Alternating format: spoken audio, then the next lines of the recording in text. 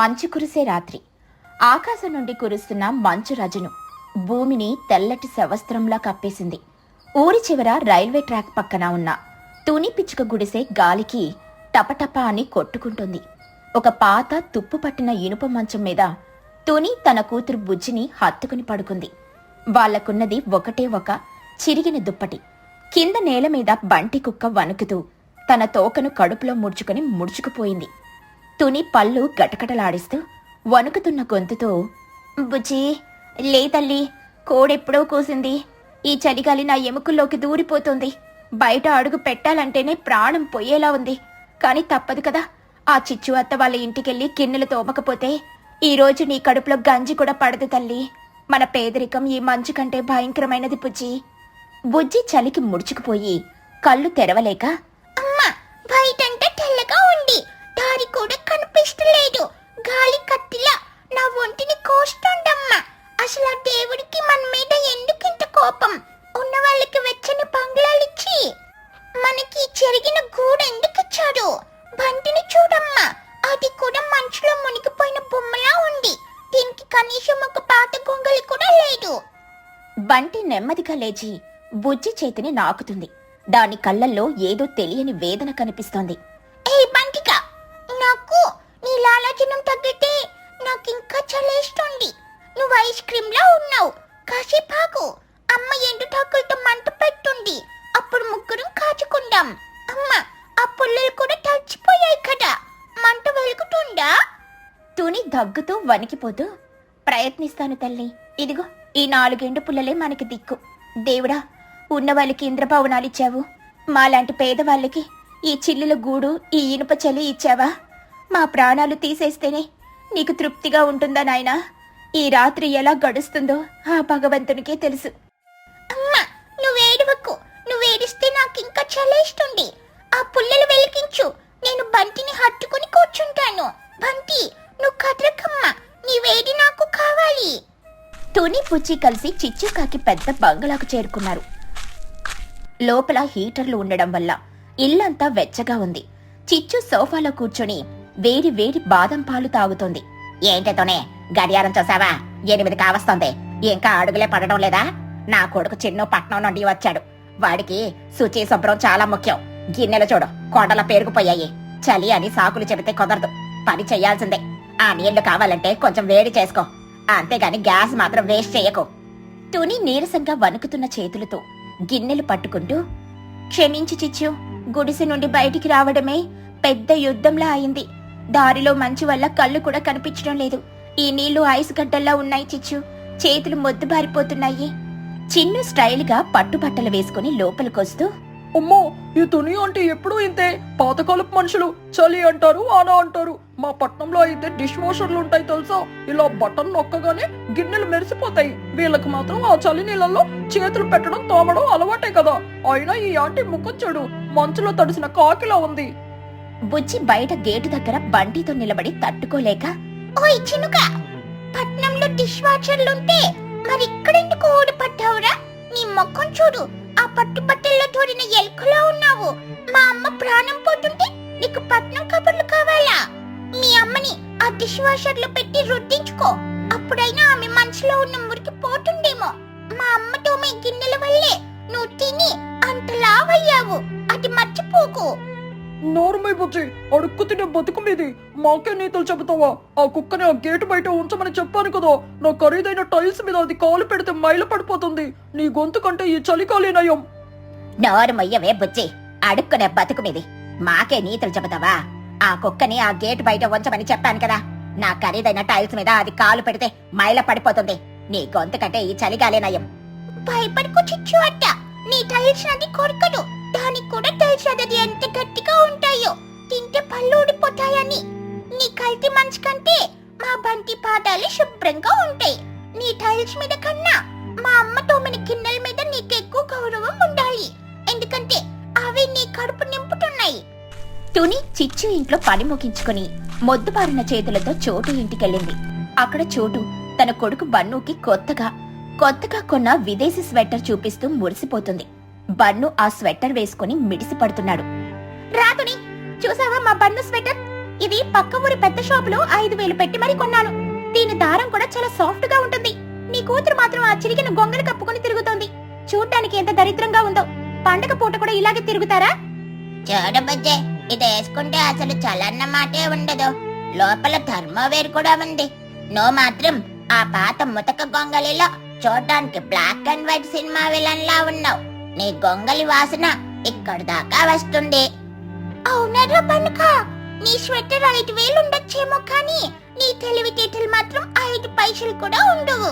నీ స్వెటర్ లో నువ్వు ఒక పెద్ద ఎలుక బంటిలా ఉన్నావు. మా బంటిని చూడు, దానికి స్వెటర్ లేకపోయినా ఎంత రాజసంగా ఉందో. రాజసం అనేది బట్టల్లో ఉండదురా పనుక, మనసులో ఉంటుంది. నీ స్వెటర్ వాసన కంటే నీ మాటల కంపు ఎక్కువగా ఉంది. మా అమ్మ కప్పుకున్న కొంగల్లో ఉన్న వెచ్చదనం నీ 5,000 స్వెటర్ లో ఎప్పటికీ దొరకదు. తుని నీరసంగా తల వంచుకుని, బుజ్జి వద్దు తల్లి, చోటు మీ బండు పాత బట్టలేవైనా ఉంటే ఇస్తావా? రాత్రి బుజ్జి చలికి తట్టుకోలేక వణికిపోతుంది. గాలి గుడిసె గోడల్ని చీల్చుకుని వస్తుంది. చోటు పాత దుప్పట్లున్నా చాలు. చోటు గర్వంగా, పాతవా అన్ని పని మనుషులకే ఇచ్చేసాను తుని. అయినా మా బండు బట్టలు నీ కూతురు వేసుకుంటే మా పరువు పోతుంది కదా. పక్కింటి వాళ్ళు చూస్తే ఏమనుకుంటారు? వెతుకుదాన్లే, ఎప్పుడైనా దొరికితే ముష్టేస్తాను. అమ్మా, మనకెవరి ముష్టి వట్టు పద. వీళ్ళ పరువు వాళ్ళ బట్టల్లోనే ఉంది. మన గౌరవం మన గుండెల్లో ఉంది. రామ్మ, ఈ 5,000 స్వెటర్ కంటే మన పంటి చర్మమే వెచ్చగా ఉంటుంది. దారిలో లూసీ అత్త ఎదురైంది. ఆమె ఒంటి నిండా నగలు, మెడలో పట్టు కండువా ఉంది. ఆమె చాలా గర్విష్టి. ఏంటే తుని, ఈ మురికి కుక్కను వెంట పెట్టుకుని ఊరంతా తిరుగుతున్నావు? నా బంగ్లా ముందు అస్సలు ఆపకు. దానికి ఏమైనా రోగాలుంటే నా గార్డెన్లోని విదేశీ మొక్కలకి అంటుకుంటుంటాయి. అవి చాలా సెన్సిటివ్ తెలుసా? మీలాంటి వాళ్ళకి వాటి విలువ తెలియదులే. చలిలో ఈ కుక్క గోలేంటి అసలు? లేదు లూసీ అమ్మ, బంటి చాలా మంచిది. మాకెవరున్నారని ఇది తోడుగా ఉంటుంది. చలికి అది కూడా వణుకుతుంది లూసీ అమ్మ. అవును లూసీ ఆంటీ, మా బంటికి రోగాలు లేవు, కానీ నీకు మాత్రం ధనకర్వం అనే భయంకరమైన రోగం ఉన్నట్టుంది. మొక్కలకి కుక్కల రోగాలు అంటుకుంటున్నాయని ఏ పిచ్చి సైంటిస్ట్ చెప్పాడమ్మా నీకు? నీ కళ్ళజోడు సరిగ్గా పెట్టుకో, అప్పుడైనా ఎదురుగా ఉన్న మనుషులు కనిపిస్తారేమో. నీ విదేశీ మొక్కల కంటే మా బంటి ప్రాణం ఎంతో విలువైనది. నీ బంగ్లా మెట్లెక్కే అర్హత మా బంటికి లేదు, ఎందుకంటే దానికి మనుషుల కంటే ఎక్కువ విశ్వాసం ఉంది. నీ పట్టు కండువ కంటే బంటి ప్రేమ ఎంతో వెచ్చనిది. తుని, నీ కూతుర్ని అదుపులో పెట్టుకో, లేకపోతే ఈ ఊరు నుండి మిమ్మల్ని గెంటేయమని సర్పంచ్కి చెబుతాను. గిన్నెలు తోమేదానికి ఇంత పొగరా? పొగరు కాదు లూసీ ఆంటీ, అది ఆత్మ గౌరవం.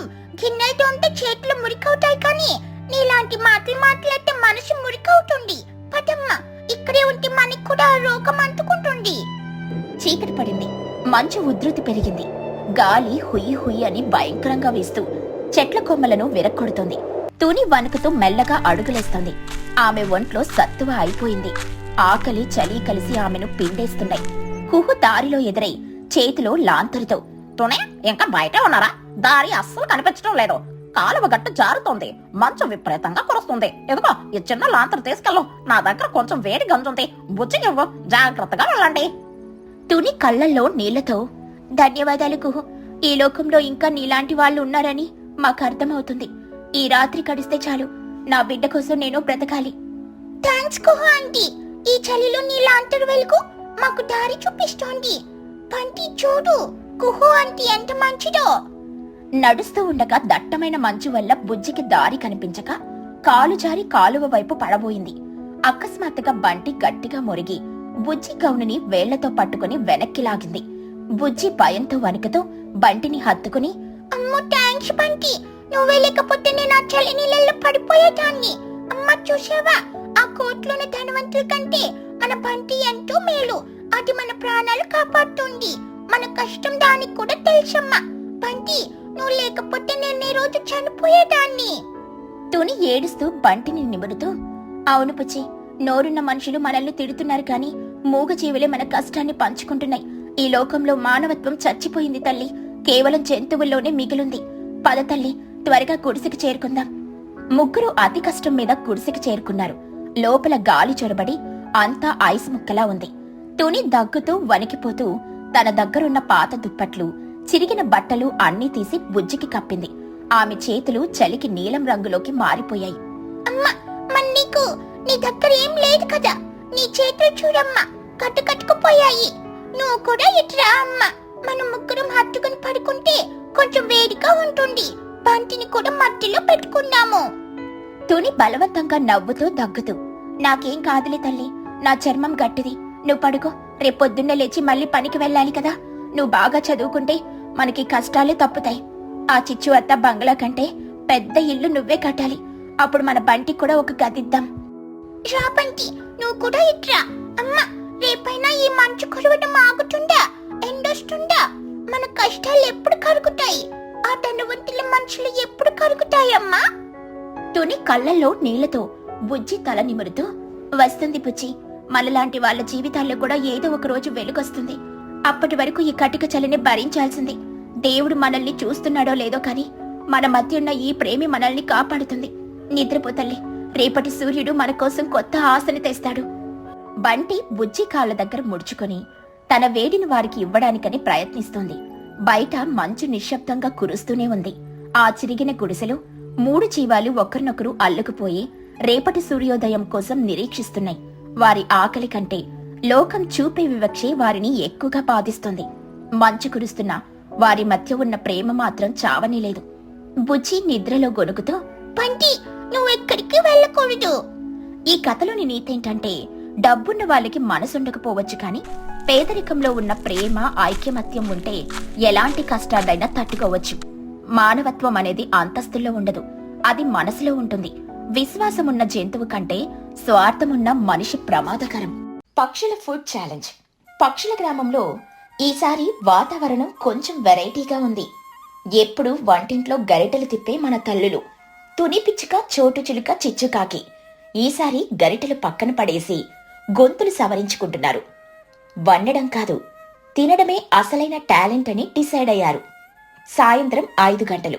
చలిగాలి వీస్తున్నా వాళ్ళ మాటల వేడికి చలి పారిపోతుంది. చిచ్చుకాకి స్టైల్గా, అబ్బా ఈ మధ్య నాకు ఆకలి విపరీతంగా వేస్తోంది తుని. నిన్న రాత్రి మా ఇంట్లో ఏం జరిగిందో తెలుసా? 2 కిలోల బిర్యానీ, 1 బకెట్ చికెన్ ఫ్రై నేనొక్కదాన్ని లాగించేశా. మా చిన్నుగాడు చూసి, అమ్మా నువ్వు రాక్షసివా అని అడిగాడు. అంత కెపాసిటీ నాది. చోటు చిలుక నవ్వుతూ, ఊసి బిర్యానీ గోల, అది ఒక లెక్క. మొన్న నేను సిటీకి వెళ్ళినప్పుడు ఒక పెళ్లి భోజనంలో కూర్చున్నా. అక్కడ వడ్డించిన 50 రకాల ఐటమ్స్ ని ఆకు చిరగకుండా ఒక్క మెతుకు వదలకుండా తినేశా. వడ్డించే వాళ్ళు చేతులు నొప్పులు పుట్టి పారిపోయారు తెలుసా? మీరాపండిక, నా గురించి మీకు తెలీదు. నేనొక్కసారి కూర్చుంటే సూర్యుడు అస్తమించేదాకా తింటూనే ఉంటా. నా పొట్టకి అడుగులేదు. నిన్న మా ఇంట్లో బియ్యం బస్తా ఖాళీ అయింది. ఎందుకో తెలుసా? నేను అన్నం వండుకొని తినలేదు. ఆ బస్తాలో ఉన్న బియ్యం పచ్చివి నమిలేశా. అంత ఆకలి నాకు. పిచ్చుకువా లేక పిండి మరవా, పచ్చి బియ్యం తింటావా? మరి నా కెపాసిటీ అలాంటిది. ఇలా ముగ్గురు పోటీపడి అబద్ధాలు, గొప్పలు చెప్పుకుంటున్నారు. నేను కొండని తింటా, నేను నదిని తాగుతా అని బెళ్ళప్పిస్తున్నారు. సరిగ్గా అప్పుడే కుహుపాతు అక్కడికి పరిగెత్తుకుంటూ వచ్చింది. ఆపండి మీ సోదయ, ఇక్కడ ఒక బంపర్ ఆఫర్ ఉంది. మీ గొప్పలు నిజం చేసుకోవడానికి ఒక ఛాన్స్ వచ్చింది. ఏంటది కుహ? బ్యూటీ కాంపిటీషనా? కాదు చెక్క, ఇది మహాభోజన సంగ్రామం. ఈ మధ్య మన ఊరు చివరనున్న గార్డెన్ లో మహిగ్రద్ద మరియు లూసీ పౌరం కలిసి ఒక ఫుడ్ ఛాలెంజ్ పెడుతున్నారు. అందులో పాల్గొన్న వాళ్ళు ఎవరు ఎక్కువ తింటారో వాళ్ళే విజేతలు. నిజమా? అయితే నాకే ఫస్ట్ ప్రైజ్. నేనిప్పుడే వెళ్తా. ఆగుచోట, ఊరికే వెళ్తే కుదరదు. ఎంట్రీ ఫీజు 100 రూపాయలు కట్టాలి. అప్పుడు వాళ్ళు మీకు అన్లిమిటెడ్ ఫుడ్ పెడతారు. గెలిచిన వాళ్ళకి బంగారు గెరట బహుమతి. 100 రూపాయలా? పర్లేదులే, మనం తినే తిండికి అది చాలా తక్కువ. పదండి, ఇప్పుడే వెళ్ళి మన సత్తా ఏంటో చూపిద్దాం. ఆ బంగారం గెరిటే నా వంటింట్లో ఉండాల్సిందే. ఏంటే నీ వంటింట్లోనే? అది నా మేకప్ కిట్ లో ఉంటుంది. పదండి చూసుకుందాం. ముగ్గురు ఆవేశంగా జోబులు 100 రూపాయలు పెట్టుకుని బయలుదేరారు. కుహుబాతు వాళ్ళ వెనక నవ్వుకుంటూ వెళ్ళింది. ఊరి చివరన ఉన్న ఒక పెద్ద గార్డెన్ లో షేమియానా వేశారు. అక్కడ రకరకాల వంటకాల వాసనలొస్తున్నాయి. బిర్యానీ, పులిహోర, గారెలు, బూరెలు, ఇంకా స్వీట్స్ అన్నీ ఉన్నాయి. కౌంటర్ దగ్గర మహిగ్రద్ద, లూసీ పౌరం కూర్చొనున్నారు. చిచ్చుకాకి దర్జాగా వెళ్లి 100 రూపాయల నోటు టేబుల్ మీద పెట్టి, ఇదిగోండి మహిగారా, నా ఎంట్రీ ఫీజు. ఆ బంగారు గెరట ప్యాక్ చేసి ఉంచండి. తినడం అయ్యాక పట్టుకెళ్తా. మహిగ్రద్ద నవ్వుతూ, అంత తొందర వద్దు చిచ్చు, కాంపిటీషన్ ఇంకా స్టార్ట్ అవ్వలేదు. మీరొక్కరే తింటే మజా ఏముంటుంది? మీ పిల్లలు ఎక్కడా? పిల్లలా? వాళ్ళ ఇంట్లో ఉన్నారు. వాళ్ళెందుకు? అది మరి ట్విస్ట్ అంటే, ఈ పోటీ కేవలం తల్లులకు మాత్రమే కాదు, ఇది ఫ్యామిలీ ప్యాక్ ఛాలెంజ్. మీరు మీ పిల్లల్ని అంటే బన్ను, బుజ్జి, చిన్నుని కూడా తీసుకురావాలి. అప్పుడే టీం కంప్లీట్ అవుతుంది. 100 రూపాయలకి 2 తినొచ్చు, తల్లి లేదా పిల్లవాడు. ఇక చివరి వరకు ఎవరైతే తింటారో ఆ టీమే గెలిచినట్లు. Wow, super offer. 100కి 2 భోజనమా? మా బుజ్జికి ఆకలి ఎక్కువ, దాన్ని తీసుకొస్తా.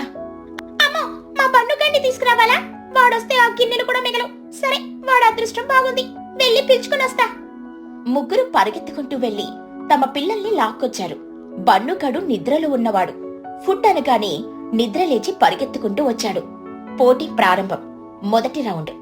అందరూ టేబుల్స్ దగ్గర కూర్చున్నారు. ఒకవైపు తల్లులు, పక్కనే పిల్లలు. Team 1 Tuni and Bujji. Team 2 చోటు అండ్ బన్ను. టీమ్ 3 చిచ్చు అండ్ చిన్ను. మొదటి రౌండ్ మిరపకాయ బజ్జీలు. ప్లేటుకి 20 బజ్జీలున్నాయి. స్టార్ట్.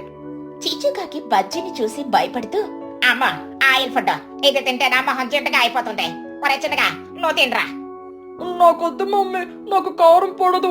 నువ్వే గొప్పలు చెప్పావుగా 2 కిలోల బిర్యానీ తిన్నానని. ఇప్పుడు ఈ 20 బజ్జీలు జుజ్జీబీ కదా, తిను. చిచ్చుకాకి గతి లేక ఒక బజ్జీ కొరికింది. అమ్మా, కారం మంట, నా నాలుక కాలిపోతుంది రాయ్ అంటూ నీళ్లు తాగుతూ, తుని, నువ్వు తింటున్నావా? తుని పిచ్చుక కష్టపడి తింటూ, తింటున్నాను చిచ్చు, గొప్పలు చెప్పాను కదా, పరువు పోకూడదు. బుజ్జి, నువ్వాగు, నేను తింటా. పర్లేదమ్మా, ఈ బజ్జీలు బాగున్నాయి, నేను లాగిచ్చేస్తాను. అక్కడ అసలు సీను బన్ను దగ్గరుంది. బన్ను చిలుక 2 చేతులతో బజ్జీలు తీసుకుని గాలిలో ఎగరేసి నోట్లో వేసుకుంటూ, 1 2 5 10. అమ్మా చోటు, ఈ బజ్జీల్లో కారం తక్కువైంది. ఇంకొంచెం స్పైసీగా ఉంటే బాగుండేది. నెక్స్ట్ ఐటమ్ ఎప్పుడొస్తుంది? చోటు చిలుక నోరెళ్ళపెట్టి, ఒరి, అప్పుడే 20 అయిపోయాయా? నన్ను ఒక్కడి కూడా తిననివ్వవా? నువ్వు నాకు సపోర్ట్ చేయి మమ్మీ. తినడం నా పని, బిల్డప్ ఇవ్వడం నీ పని. ఇక రెండో రౌండ్ స్వీట్ వార్. మొదటి రౌండ్ లో బన్ను టీం లీడ్ లో ఉంది. ఇప్పుడు రెండో రౌండ్ మోతీచూర్ లడ్డూలు. టేబుల్ మీద పసుపు పచ్చని లడ్డూల కుప్పలొచ్చాయి. చిచ్చుకాకి కళ్ళు మెరిశాయి. స్వీటా, ఇది నా ఏరియా, నేను స్వీట్ లవర్ని. చిన్న పక్కకి జరగా, ఈ రౌండ్ నాది. చిచ్చుకాకి ఒక లడ్డు నోట్లో వేసుకుంది. బాగుంది. ఇక రెండోది వేసుకుంది. మూడోది, నాలుగోది, ఐదో లడ్డు దగ్గర ఆగిపోయింది. చిచ్చుకాకి గొంతు పట్టుకొని, అమ్మా, అవి కారం మరీ తీపి ఎక్కువైపోయింది. నా గొంతు అతుక్కుపోతుంది, నీళ్ళు కావాలి. తుని పిచ్చుక 2 లడ్డూలు తిని, నా వల్ల కాదు చిచ్చు, నాకు షుగర్ వస్తుందేమో. బుజ్జి, నువ్వు తిను. నాకు స్వీట్స్ ఇష్టమేనమ్మా, కానీ మరీ ఇన్ని తినలేను అని నెమ్మదిగా తింటుంది. మళ్ళీ కెమెరా బన్ను వైపు. బన్ను చిలుక లడ్డూలను క్రికెట్ బాల్స్ లా విసురుకుంటూ నోట్లో వేసుకుంటున్నాడు. ఆహా, ఓహో, లడ్డు కావాలా నాయనా? లడ్డు బాగుంది. లోసి అంటే ఈ లడ్డూలో నెయ్యి తక్కువైంది. అయినా పర్లేదు, అడ్జస్ట్ అవుతా. ఇంకో ప్లేట్ పంపించండి. ఒరే బన్నుగా, నువ్వు మనిషివా లేక మిక్సీ జారా? ఎలా వెళ్తున్నాయిరా లోపలికి? అదంతేలే బామ్మగారు, టాలెంట్. ఇక మూడో రౌండ్ అసలు పరీక్ష. ఇప్పటికి చాలా మంది డ్రాప్ అయ్యారు. చిచ్చుకాకి వాంతులు చేసుకుంటుంది. చోటు చిలుక కడుపుబ్బి పడిపోయింది. ఇక తుని పిచ్చుక సోడా తాగుతుంది. ఇప్పుడు రేసులో ఉన్నది కేవలం పిల్లలు మాత్రమే. బుజ్జి, బన్ను, చిన్ను. ఈ రౌండ్ పెరుగన్నం, ఆవకాయ. పెద్ద గిన్నెలో పెరుగన్నం పెట్టారు. చిన్నుకాకి దాన్ని చూడగానే చేతులెత్తేశాడు. సారీ జడ్జి గారు, నాకు పొట్ట నిండిపోయింది, నేను క్విట్. ఇప్పుడు పోటీ బుజ్జి మరియు బన్ను మధ్యనే. బుజ్జి, నువ్వు గెలవాలి, మన పరువు నిలబెట్టాలి. బన్ను, తగ్గొద్దురా, ఆ బంగారం గెరటం మనది. బుజ్జి పిచ్చుక నెమ్మదిగా తింటూ, ఉరి పనుక, నీకు కడుపు నిండలేదా? ఇంకా తింటావా? బుజ్జే, పెరుగన్నం అంటే నాకు ప్రాణం. ఇది తింటే నా కడుపులో ఉన్న బజ్జీలు, లడ్డూలు శాంతిస్తాయి. నువ్వు కూడా తిన్నా. ఇద్దరు పోటీపడి తింటున్నారు. బుజ్జి చాలా ఆశ్చర్యంగా బన్నుకి గట్టి పోటీ ఇస్తుంది. తుని కూడా షాక్ అయింది. నా కూతురు ఇంత బాగా తింటుందని నాకే తెలీదు. అమ్మా, నేను కలవాలి. ఆ కెరెట్తో నీకు మంచి వంటలు చేయాలి. చివరి మెతుకు వరకు ఇద్దరూ సమానంగా తిన్నారు. గిన్నెలు ఖాళీ అయ్యాయి. జడ్జిలు ఆశ్చర్యపోయారు. ఇది అద్భుతం, చరిత్రలో ఎప్పుడూ ఇలా జరగనే లేదు. బన్నుగాడికి పోటీగా బుజ్జి కూడా నిలబడింది. ఇద్దరూ సమానంగా తిన్నారు కాబట్టి బుజ్జి మరియు బన్ను ఇద్దరు విజేతలే. అందరూ చప్పట్లు కొట్టారు. తుని, చోటు సంతోషంతో ఎగిరి కంతేశారు. చిచ్చుకాకి మాత్రం అసూయతో ముఖం తిప్పుకుంది. ఛీ, నా 100 రూపాయలు వేస్ట్. కనీసం కడుపు నిండా తినలేకపోయాను. ఆ బజ్జీలో నా గొంతులో ఇరుక్కున్నాయి. బహుమతిగా ఇద్దరికి చెరో బంగారు గరిట ఇస్తున్నాం. బన్ను చిలుక గరిట తీసుకుని, థ్యాంక్ యూ అంటే, కానీ ఈ గరిటతో తినడం కష్టం కదా. నాకు ప్లేట్ ఇస్తే బాగుండేది. నేను ఈ గరిటను అమ్మకిస్తాను. అమ్మా, ఇక నుండి నువ్వు ఈ గరిటతోనే నాకు వడ్డించాలి. పోటీ ముగిసింది. అందరూ ఇళ్లకు బయలుదేరారు. కాని ఎవరూ నడవలేకపోతున్నారు. అందరి పొట్టలో బెలూన్లలా ఉబ్బిపోయాయి. అమ్మా, నన్ను ఎవరైనా దొర్లించకుండా తీసుకెళ్ళండి. నా కాలు నేలకి తగలట్లేదు. నేనే నడవలేకపోతున్నాను. ఆ 100 రూపాయలకి న్యాయం చేద్దామని అతిగా తిన్నాను. ఇప్పుడు సోడా బండి ఎక్కడుందో వెతకాలి. నా మేకప్ అయితే పాడైపోయింది. నా పొట్ట పాడైపోయింది. ఇదేం కాంపిటీషన్ రా బాబు. అమ్మో, ఇప్పుడు బాగా అయిందా? నువ్వు అంత తినలేవని తెలిసి కూడా వాళ్ళతో ఎందుకు గొప్పలకు పోయావు? అవసరమా? ఒరే, నా 100 రూపాయలు పోయాయని కోపంగా ఉన్నా నేను. నువ్వు ఈ టైంలో ఇంకా కోపం తెప్పించుకో. ఇలాగే వాగావంటే ఇంటికెళ్ళాక నీ పని చెప్తా నాకు. బుజ్జి, నీకెలా ఉంది? అమ్మా, సంతోషంగా ఉంది, కానీ రేపు స్కూల్కి సెలవు పెట్టాలి. నేను నడవలేను, నేను లేవలేను.